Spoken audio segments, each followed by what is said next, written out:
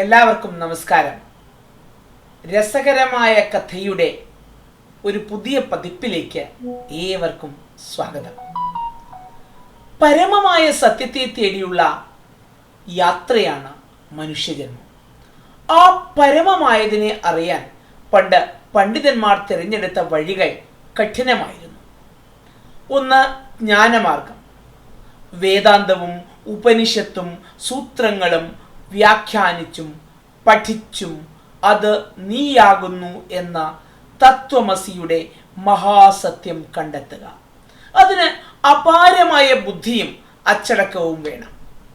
മറ്റൊന്ന് കർമ്മമാർഗമാണ്.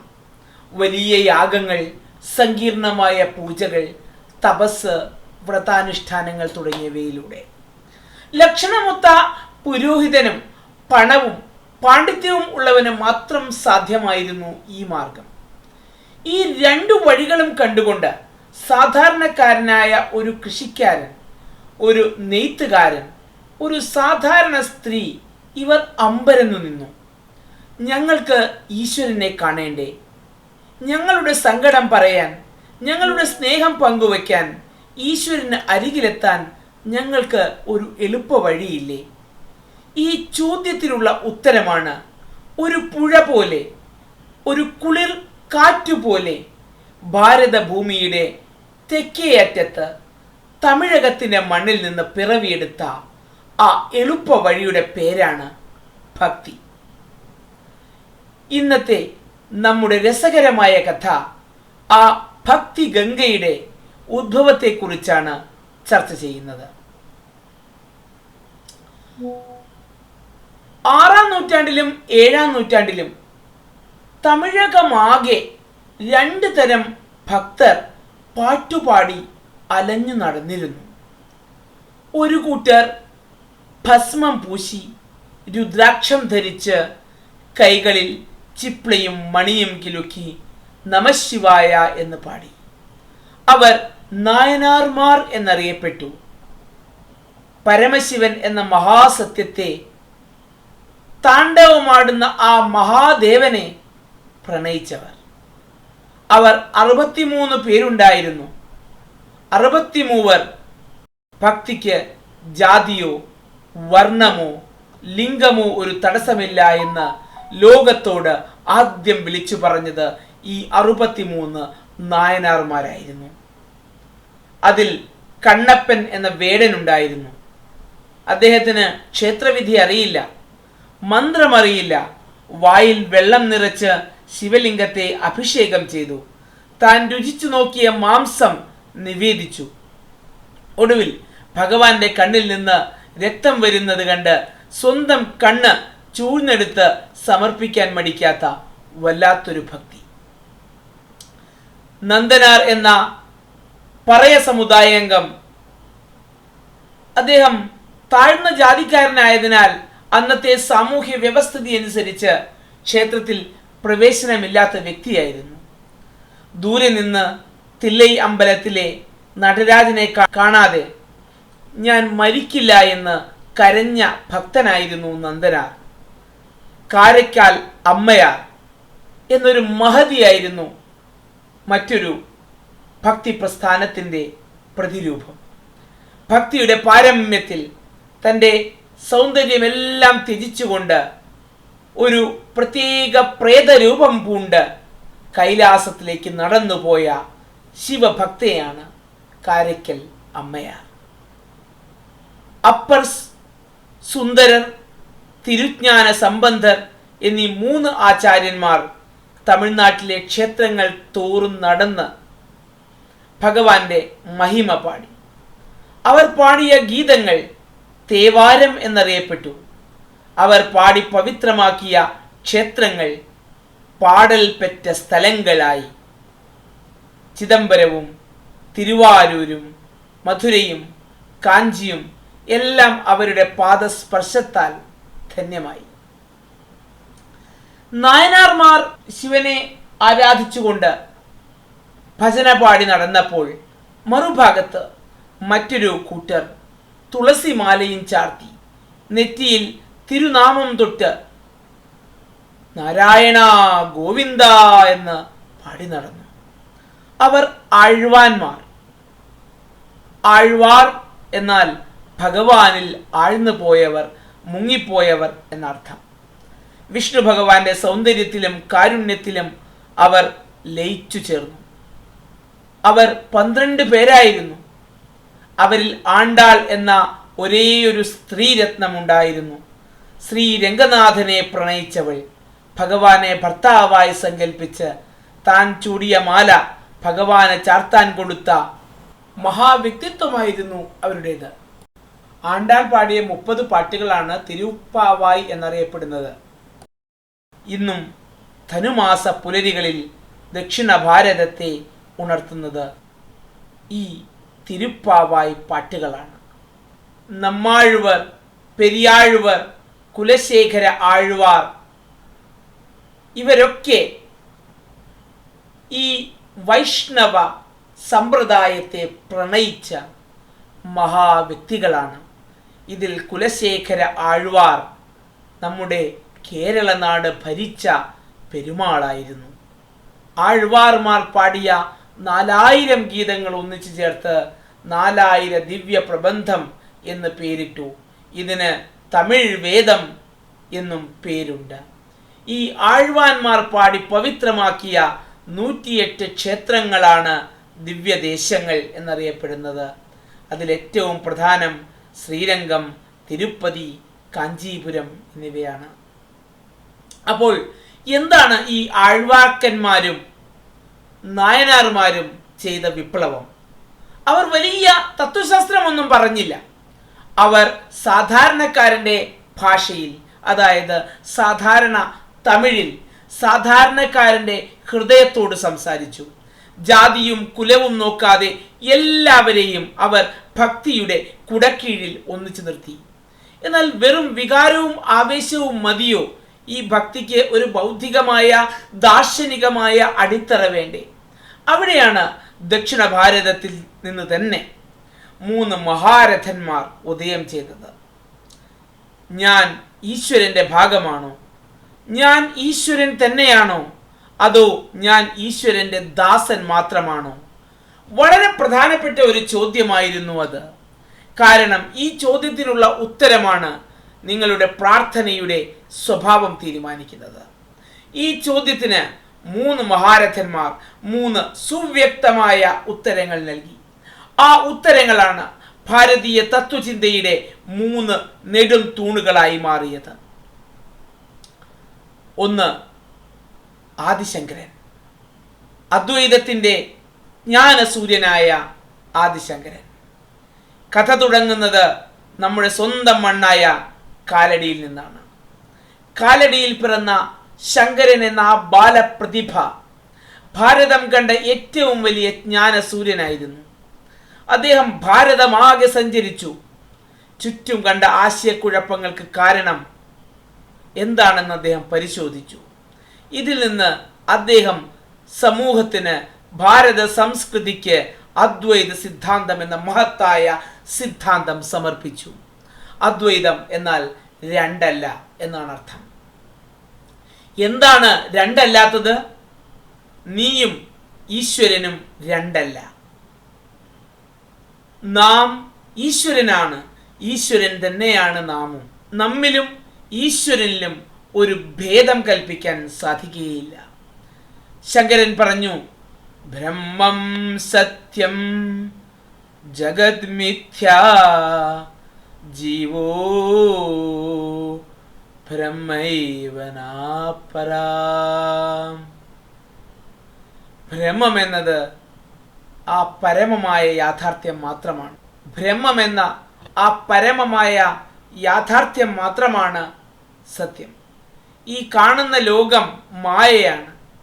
ജീവൻ അഥവാ നീ എന്നത് ആ ബ്രഹ്മത്തിൽ നിന്ന് വേറെയല്ല, അതുതന്നെയാണ്. ഇതൊരു വല്ലാത്ത പ്രസ്താവനയായിരുന്നു. ഒരു ഉദാഹരണം പറയാം. സ്വർണം കൊണ്ട് വളയുണ്ടാക്കാം, മാലയുണ്ടാക്കാം, കമ്മലുണ്ടാക്കാം. പേരും രൂപവും പലതാണെങ്കിലും അതിലെല്ലാമുള്ള സത്യം സ്വർണമാണ്. അതുപോലെ ഈ കാണുന്ന മരവും പുഴയും ഞാനും നിങ്ങളും എല്ലാം ആ ഒരേയൊരു ബ്രഹ്മത്തിൻ്റെ പല രൂപങ്ങൾ മാത്രമാണ്. അറിവില്ലായ്മ, അതായത് അവിദ്യയുടെ മായ കൊണ്ടാണ് നാം ഇതെല്ലാം വേറെ വേറെയായി കരുതുന്നത്. അപ്പോൾ ഭക്തിയുടെ സ്ഥാനം എവിടെയാണ്? ഇവിടെയാണ് ശങ്കരന്റെ പ്രതിഭ. നീ തന്നെയാണ് ഈശ്വരൻ എന്ന് കേട്ട സാധാരണക്കാരൻ ചോദിച്ചു, പിന്നെ ഞാൻ ആരോടാണ് പ്രാർത്ഥിക്കേണ്ടത്? ശങ്കരൻ ചിരിച്ചു. അദ്ദേഹം പറഞ്ഞു, ശരിയാണ്, നീ ബ്രഹ്മം തന്നെയാണ്. പക്ഷേ ആ സത്യം നീ ഇപ്പോൾ അറിയുന്നില്ല. നീ ഇപ്പോൾ ഞാൻ എന്ന ഭാവത്തിലാണ്.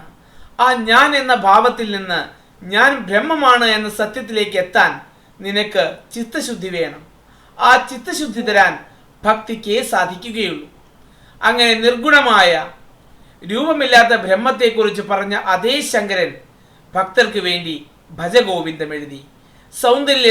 സൗന്ദര്യ ലഹരിയും ശിവാനന്ദ ലഹരിയും എഴുതി നിരവധി ക്ഷേത്രങ്ങൾ സ്ഥാപിച്ചു. അതായത് ആ ബ്രഹ്മവും ഞാനും ഒന്നാണ് എന്ന് മനസ്സിലാക്കാനുള്ള ആ അവസാനത്തെ ആ അത്യുന്നത ശൃംഗത്തിലെത്താനുള്ള ഒരു മാർഗമാണ് ഭക്തി. അദ്വൈത സിദ്ധാന്ത പ്രകാരം ഭക്തി എന്നത് ജ്ഞാനത്തിലേക്കുള്ള ഒന്നാമത്തെ പടിയാണ്. ആത്യന്തികമായി ഭക്തനും ഭഗവാനും ഒന്നായിത്തീരുന്ന അത്ഭുതകരമായ ദർശനം. രണ്ടാമത്തെ മഹാരഥി വിശിഷ്ടദ്വൈതത്തിന്റെ ഹൃദയമായ രാമാനുജാചാര്യനാണ്. ശങ്കരൻ ജ്ഞാനത്തിന് പ്രാധാന്യം നൽകിയപ്പോൾ ഒരു നൂറ്റാണ്ടിന് ശേഷം തമിഴ്നാട്ടിലെ ശ്രീപെരുമ്പത്തൂരിൽ ജനിച്ച രാമാനുജൻ ഭക്തിക്ക് തന്നെ ഒന്നാം സ്ഥാനം നൽകി. ആഴ്വാർമാരുടെ ഭക്തിഗീതങ്ങൾ അദ്ദേഹത്തിൻ്റെ ഹൃദയത്തെ വല്ലാതെ സ്വാധീനിച്ചിരുന്നു. അദ്ദേഹം ശങ്കരനോട് ബഹുമാനപൂർവ്വം പറഞ്ഞു, അങ്ങ് പറഞ്ഞത് വളരെ ശരിയാണ്, എല്ലാം ഒന്നാണ്. പക്ഷെ അതിൽ വിശേഷമായ ഒരു വ്യത്യാസമുണ്ട്. അതാണ് വിശിഷ്ടദ്വൈതം. എന്താണ് ആ വിശേഷം? രാമാനുജൻ മനോഹരമായ ഉദാഹരണം പറഞ്ഞു. ഈശ്വരൻ അഥവാ ബ്രഹ്മാവ് ആത്മാവാണെങ്കിൽ ഈ പ്രപഞ്ചവും നമ്മളും എല്ലാം ആ ഈശ്വരന്റെ ശരീരം തന്നെയാണ്. ചിന്തിച്ചു നോക്കൂ, ആത്മാവും ശരീരവും രണ്ടല്ലല്ലോ, ഒന്നാണ്. പക്ഷെ ശരീരത്തിന് ആത്മാവിനെ ആശ്രയിച്ചേ നിലനിൽപ്പുള്ളൂ. ആത്മാവിന് സ്വന്തമായി ഒരു നിലനിൽപ്പുണ്ട്. ശങ്കരൻ എല്ലാം മായയാണ് എന്ന് പറഞ്ഞപ്പോൾ രാമാനുജൻ പറഞ്ഞു, അല്ല, ഈ ലോകം മായയല്ല, ഇത് ഈശ്വരന്റെ ശരീരമാണ്. അതുകൊണ്ട് ഇത് സത്യമാണ്. ഈശ്വരൻ ഗുണങ്ങളില്ലാത്ത ആളല്ല, നിർഗുണനല്ല ഈശ്വരൻ. അദ്ദേഹം കാരുണ്യം, സ്നേഹം, ദയ തുടങ്ങിയ അനന്തമായ കല്യാണ ഗുണങ്ങളുള്ള സഗുണനാണ്. അപ്പോൾ ഭക്തിയോ? രാമാനുജാചാര്യൻ പറഞ്ഞു, ഭക്തിയല്ല ഒന്നാമത്തെ പടി, ഭക്തി തന്നെയാണ് വഴിയും ലക്ഷ്യവും. ഈശ്വരൻ നമ്മുടെ യജമാനനാണ്, അച്ഛനാണ്, അമ്മയാണ്. ആ ഭഗവാന്റെ കാരുണ്യത്തിൽ പൂർണ്ണമായി സമർപ്പിക്കുന്നതിനെ അദ്ദേഹം ശരണാഗതി എന്ന് വിളിച്ചു. എന്നെ പൂർണ്ണമായി അങ്ങേക്ക് തരുന്നു, ഇനി അങ്ങ് നോക്കിക്കൊള്ളണേ എന്ന ഭാവം. അങ്ങനെ ആഴ്വാർമാരുടെ പാട്ടുകൾക്ക് രാമാനുജൻ ശക്തമായൊരു ദാർശനിക അടിത്തറ നൽകി. ഭക്തനും ഭഗവാനും തമ്മിലുള്ള സ്നേഹബന്ധം സത്യമാണെന്ന് അദ്ദേഹം സ്ഥാപിച്ചു.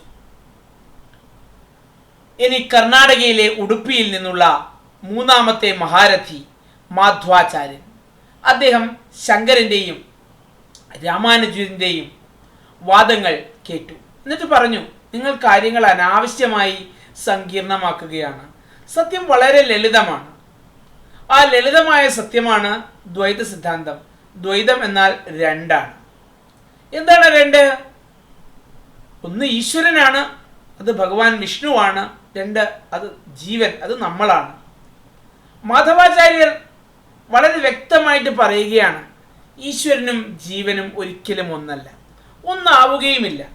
ഈശ്വരൻ സ്വാമി അഥവാ യജമാനനാണ്, നമ്മൾ ദാസന്മാരാണ് അഥവാ സേവകന്മാരാണ്. ശങ്കരൻ പറഞ്ഞത് നീ തന്നെയാണ് ഈശ്വരൻ എന്നാണ്. രാമാനുജാചാര്യൻ പറഞ്ഞത് നീ ഈശ്വരന്റെ ഭാഗമാണ് എന്നാണ്. മാധ്വന്റെ മറുപടി, അല്ല, ഈശ്വരൻ പൂർണ്ണനാണ്, അനന്തനാണ്, നമ്മൾ അതിലെ ഒരു അണു മാത്രമാണ്.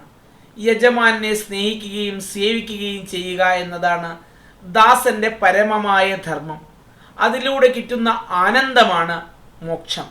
ഇതിനെ സ്വാമി ദാസഭാവം എന്ന് പറയും. ഉടുപ്പിയിലെ ശ്രീകൃഷ്ണ ക്ഷേത്രം ഈ ദാസ്യഭാവത്തിലുള്ള ഭക്തിയുടെ ഏറ്റവും വലിയ പ്രതീകമാണ്. അപ്പോൾ ആരാണ് ശരി? ശങ്കരനോ, രാമാനുജനോ, മധ്വനോ? ഈ 3 മഹാരഥികളും ശരിയാണ് എന്നതാണ് ഈ കഥയുടെ രസം. ആ മധുരം നിങ്ങൾക്ക് ആസ്വദിക്കണമെങ്കിൽ 3 വഴികളുണ്ട്. നീ തന്നെയാണ് മധുരം എന്ന് അറിഞ്ഞിട്ട് മധുരമായി തീരുക. അതായത് ശങ്കരൻ്റെ അദ്വൈതം, ജ്ഞാനിയുടെ വഴി. നീ തന്നെയാണ് ഈശ്വരൻ, നീ തന്നെയാണ് ആ ഭഗവാൻ എന്ന് മനസ്സിലാക്കിക്കൊണ്ട് ആ ഭഗവാനായി മാറുക, ഈശ്വരനായി മാറുക, ഈശ്വരത്വത്തിലേക്ക് പ്രവേശിക്കുക. അതിനായി ചിത്തശുദ്ധി വരുത്തുക, അതിന് ഭക്തിയുടെ മാർഗം സ്വീകരിക്കുക. ഇനി രാമാനുജന്റെ വിശിഷ്ടദ്വൈതത്തില് പ്രണയത്തിന്റെ വഴി ചർച്ച ചെയ്യുകയാണെങ്കിൽ, നീ ആ മഹത്തായ മധുരക്കടലിലെ ഒരു തുള്ളിയാണ്. ആ സത്യം അറിഞ്ഞുകൊണ്ട് ആ കടലിൽ അലിഞ്ഞു ചേരുക. ആ മധുരക്കടലിനെ സ്നേഹിച്ചുകൊണ്ട് അതിൽ ലയിച്ചു ചേരുക. ഇനി മാധ്വന്റെ വഴിയാണെങ്കിലോ, നീ മധുരം ആസ്വദിക്കുന്നവനാണ്. എപ്പോഴും മധുരം വേറെയാണ്. ആ മധുരത്തെ സേവിച്ചു കൊണ്ടിരിക്കുക. അതാണ് മധ്വന്റെ ദാസ്യവഴി. അങ്ങനെ ആഴ്വാർമാരുടെയും നായനാർമാരുടെയും ഹൃദയത്തിൽ നിന്ന് ഒഴുകിയ സ്നേഹത്തിൽ നിന്ന് ശങ്കരനും രാമാനുജനും മധ്വനും ദാർശനികമായി ഒരു ചട്ടക്കൂട് നൽകി. അപ്പോൾ ഇതാണ് ഈ അധ്യായത്തിലെ രസകരമായ കഥ. ഭക്തി എന്ന മഹാനദി ദക്ഷിണ ഭാരതത്തിൽ ഉദ്ഭവിച്ചു. അത് തമിഴകത്തെയും കേരളത്തെയും കർണാടകത്തെയും ആന്ധ്രയെയും കുളിരണിയിച്ചു. പക്ഷെ ആ നദി അവിടെ നിന്നില്ല. ആ ഭക്തി ഗംഗ വിന്ധ്യാപർവ്വതവും കടന്ന് വടക്കോട്ട് ഒഴുകാൻ തുടങ്ങി. അതെ, തെക്കിന്റെ ആ സ്നേഹ സന്ദേശം വടക്ക് ഹിമാലയം വരെ എത്തിയത് എങ്ങനെ?